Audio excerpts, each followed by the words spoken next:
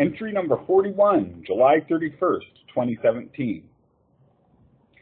Well, I've got a bit less than a half an hour before bedtime, but I figured I'd start this entry anyway.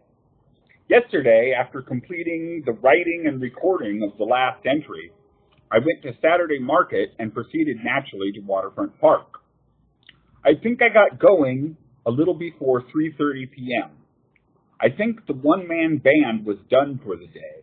Ed English was nowhere to be found. I shot video of a two-man band. One played drums, and the other played guitar, sang, and played what I think is an Australian instrument, and I think it's called something like a didgeridoo. If I shot anything else at Waterfront Park or Saturday Market, I now forget. After Waterfront Park, I went to the bench across the sidewalk from the Starbucks on 2nd and Main. I don't remember what I did on the World Wide Web there, but my Wi-Fi only phone was low on juice, so maybe not much. I think I continued looking into things to do with a text-only phone. When my phone got down to 1%, I turned on my tunes and turned off the screen, and proceeded to Whole Foods and turned in my bottles and cans. I think my Wi-Fi only phone ran out of juice just about exactly as I completed my bottle return. I don't remember how much money I got, but it was enough to buy a pack of smokes with 91 cents left over. I went home and plugged both my phones in before I entered the building. I went home and plugged both my phones in. Before I entered the building, though, I bought a 2-liter of Barks and a Choco Taco at the store in the building. I desperately wanted to get something going on my text-only Obama phone, but both phones were charging. So I waited around for a few hours for my phones to charge. I texted MWR and Lisa to see if they could help me find Facebook text commands, but MWR was busy and Lisa didn't respond until after I was done charging my phones and going somewhere with Wi-Fi to look into it myself. It seems like I had something else to occupy my time while waiting for my phones to charge, but I no longer remember what it was. I got too tired last night, so I'm resuming this entry the next day, Tuesday, August 1st. I think I'll complete it today. At around 10 o'clock p.m. the night before last, I decided my phones were charged enough, both were well over 50%, and went to look for some Wi-Fi to steal. On the trip there and back, I found 1, a pair of pants, 2, a 3-ring binder. I've been looking for one of those for a long time. The 3-ring binder is entitled,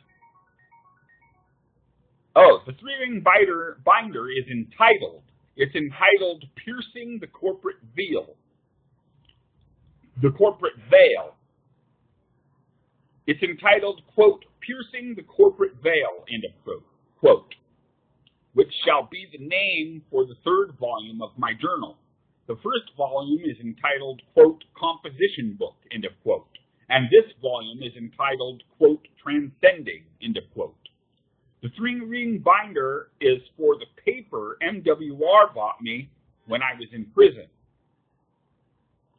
3, a dime and a penny, which took my total up to $1.02, non-existence due to espionage modifying a major source.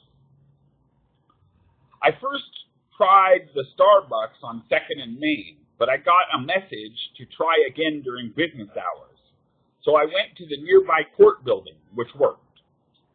All in all, the day before yesterday, in my search for SMS services I found 1, the text adventure Zork by SMS.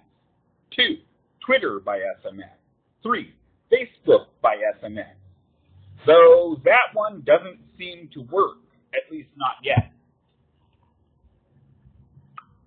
I tried to find Google and Wikipedia by text message, but Google Text Services seems to no longer exist, and Wikipedia never had one, as far as I know.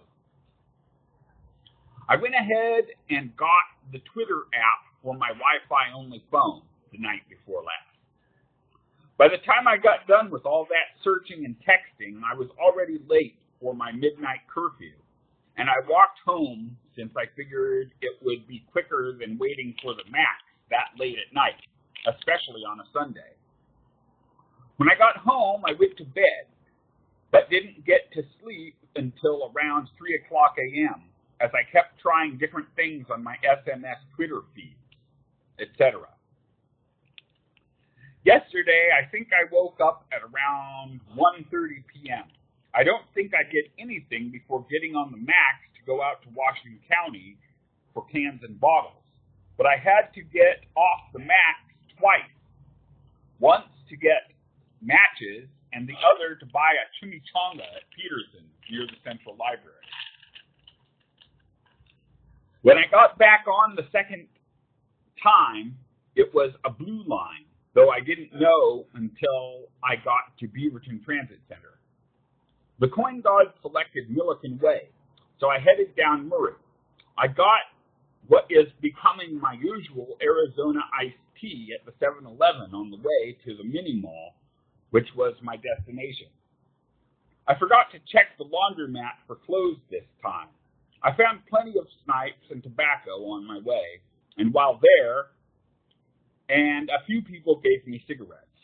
I had $1.02 still when I got off at Milliken Way, but I lost $1 playing video slots, leaving me with 2 cents, so I had to ask for smoke, having nothing to offer in return. At one point at the mini mall, a woman gave me a smoke upon my request. I said I usually offered money, but right now was down to 2 cents. She said she hoped I found plenty of cans and bottles, but when she saw my transparent box full of snipes, she said, quote, "You asked me for a smoke, but you have plenty," end of quote. I said, quote, "But they're all cigarette butts, see?" while showing her the box. She asked, quote, "How long have you been doing this?"